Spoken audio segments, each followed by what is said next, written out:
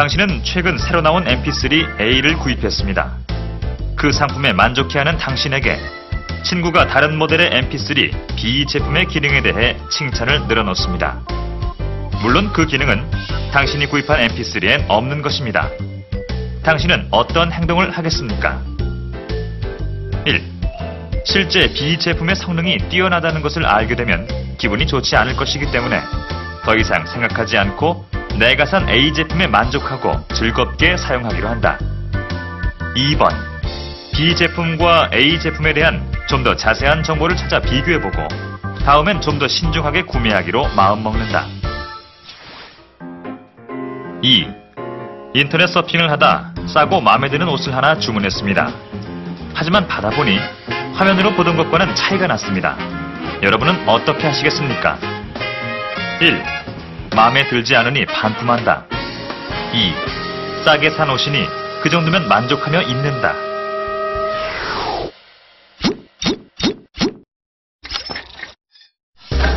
어떤 선택을 하셨습니까?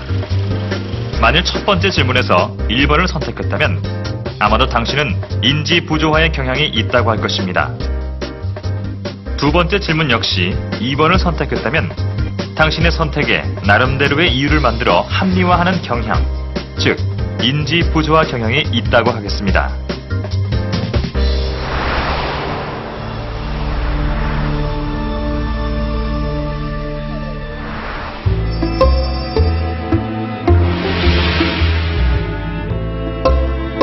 곧 큰 홍수가 덮쳐 세상 모든 걸 쓸어버릴 것입니다. 하지만 믿음을 가진 신도들은 하늘에서 비행 접시가 내려와 구원할 것이니 여러분들은 걱정하지 마십시오.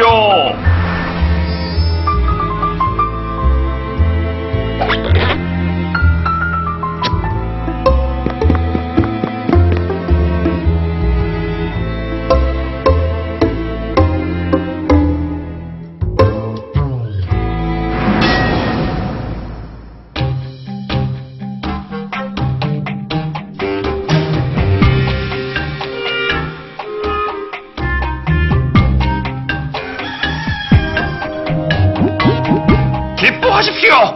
여러분들의 믿음에 대한 보답으로 전 세계가 구원을 받았습니다.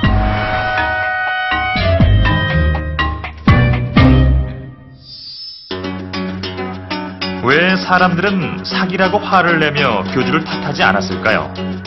집도 팔고 직장도 그만두고 재산까지 모두 헌납한 이 사람들은 어떤 이유로 교주에 대한 원망보다 믿음이 더 깊어진 걸까요?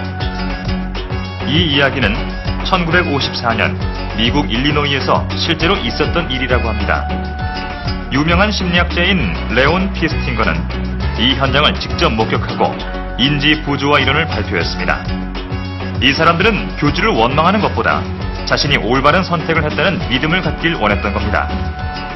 자신의 잘못을 인정하기보다 상황을 합리화하는 것이 더 쉬운 까닭일지도 모르겠습니다. 인지 부조화, 어떤 이론인지 개념부터 살펴보기로 할까요? 인지 부조화란 상반된 생각을 동시에 가졌을 때 느끼는 불편한 감정입니다. 대부분의 사람들은 나는 올바른 사람이다, 좋은 사람이다, 내가 내렸던 결정은 올바른 결정이다 라고 믿고 싶어 하지만 혹시 내가 내린 결정이 잘못된 것이 아니었을까라는 생각이 들 때 불편한 감정을 가지게 됩니다. 그래서 그런 불편한 감정을 없애기 위해서 사람들은 자기가 가지고 있는 태도를 변화시킨다거나 혹은 신념을 변화시킨다거나 행동을 변화시키려고 합니다. 그런데 사람들이 가지고 있는 믿음이라는 것은 쉽게 변화가 되지 않는 것임에도 불구하고 그 불편한 감정이 싫기 때문에 어떨 때는 자기가 믿는 것과 반대되는 결정을 해놓고도 그것을 정당화하거나 합리화하려고 하고요. 그 다음에 행동을 변화시키려고 자꾸 이제 자기가 내렸던 결정을 합리화하는 방향으로 행동을 변화시키려고 하기 때문에 때로는 무감각해지는 거죠. 자기가 잘못된 의사결정을 내렸을지도 모른다는 것에 무감각해지기도 합니다. 그래서 인지 부조화는 그런 불편한 감정이기 때문에 그러한 것을 불편한 감정을 약화시키기 위해서 사람들이 이제 이런 다양한 비합리적인 행동을 하게 되는 것을 말합니다. 인지 부조화는 사실 너무 지나치지만 않다면 일상생활에서는 그다지 문제될 게 없습니다. 오히려 사람들의 기분을 좋게 만드는 경우도 많이 있습니다. 한 연구 결과에 따르면 사람들은 자신의 투자 실적을 실제 수익률보다 더 높게 기억하는 것으로 나타났습니다. 자신의 투자 결정이 옳았다고 믿고 싶은 거죠. 그런 믿음과 모순되는 사실이 나타날 땐 두뇌의 방어 기제가 그 정보를 제거하고 그 기억을 바꾼다는 겁니다. 하지만 투자자가 인지 부조화 오류에 빠진다는 건 바로 손실로 이어진다는 걸 의미합니다. 인지 부조화 오류에 빠진 투자자의 몇몇 유형을 살펴보면서 여러분의 모습과 비교해보는 것은 어떨까요? 투자자들은 스스로 판단한 투자 결정으로 손해를 보는 상황에서도 자신이 잘못된 의사결정을 내렸다는 걸 인정할 경우 정신적인 고통을 겪게 될까봐 두려워합니다. 이를 피하기 위해 이미 매도했어야 하는 주식을 계속 가지고 있는 경우가 있습니다. 자신의 판단이 옳다는 결론이 나올 때까지, 즉 손해가 복구될 때까지 무작정 기다리는 겁니다. 투자자들은 인지 부조화 오류로 인해 객관적이고 합리적인 판단을 하지 못한 채 자신이 처음 내린 결정을 확신한 나머지 하락세를 보이는 주식에 계속해서 투자하는 경우가 있습니다. 엎친 데 덮친 격으로 말입니다. 인지 부조화 성향이 높은 투자자들은 많은 정보들이 발표되더라도 자신이 내린 결정에 반대되는 정보는 피하려는 경향이 있습니다. 다른 투자자들이 한꺼번에 움직여 자신과 반대되는 일련의 행동을 보일 때까지 자신의 결정과 반대되는 정보는 받아들이지 않는다는 겁니다. 그렇다면 우리는 어떻게 이런 문제들을 피해갈 수 있을까요? 인지 부조화를 해결하는 방법에 대해 알아보도록 하겠습니다.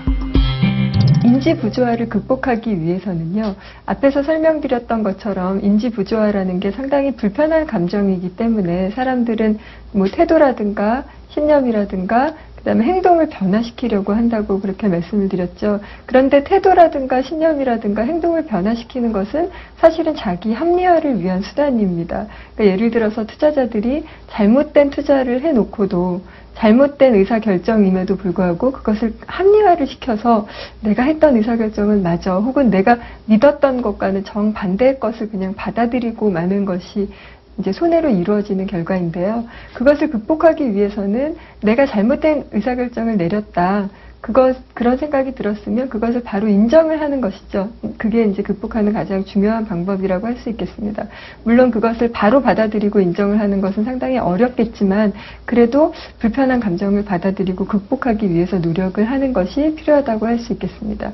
그런 방법을 하기 위해서는 먼저 이제 올바른 정보를 제대로 받아들이고, 그 다음에 정보를 제대로 받아들일 뿐만 아니라, 그러니까 사실은 두려움도 또 있을 거예요. 내가 잘못된 의사결정을 내려서 이러한 결과를 냈구나라는 그런 두려움을 극복할 수 있도록 노력을 하는 것이 좋겠고, 그 다음에는 그 다음번에는 이제 이러한 실수를 저지르지 말아야지, 다음번에는 좀 더 합리적인 의사결정을 할 수 있도록 해야지라는 그런 마음가짐을 가지는 것도 사실은 그 인지 부조화를 극복하는 방법이라고 할 수 있겠습니다. 불편한 감정을 없애기 위한 노력이, 그 노력을 하는 것이 사실은 스트레스를 낮출 수도 있겠지만 투자자들에게는 직접적인 손해로 이루어질 수 있는 것이기 때문에 사실은 그러한 불편한 감정을 받아들이고 고치려는 노력이 중요하다고 할 수 있겠습니다. 인간은 합리적인 존재가 아니라 합리화하는 존재일 뿐이다. 레온 페스팅거의 말입니다. 인지 부조화를 설명하는 아주 절묘한 표현이라고 할 수 있겠는데요. 사람들은 자신의 생각이나 결정이 옳다고 믿고 싶어 합니다. 또 자신이 틀렸다는 걸 인정하기보다 합리화를 통해 자존심을 지키려 합니다. 어떤 사람들은 실패를 자신의 잘못된 결정 때문이 아니라 운이 나빴다거나 상황이 좋지 않았기 때문이라고 말하기도 합니다. 하지만 실수나 실패를 인정하지 않고서는 앞으로 나아갈 수 없다는 사실 모두 알고 계실 겁니다. 실수는 그저 실수일 뿐 어리석기 때문은 아니니까요. 한 발 떨어져서 자신을 객관화하려는 노력, 또 합리적으로 생각하고 상황을 분석하려는 노력이 필요한 이유입니다.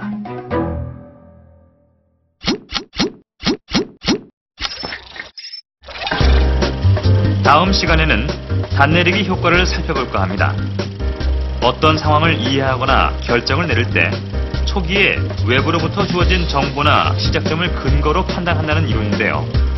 이것이 투자 상황에서는 어떤 모습으로 나타났는지 살펴보기로 하겠습니다.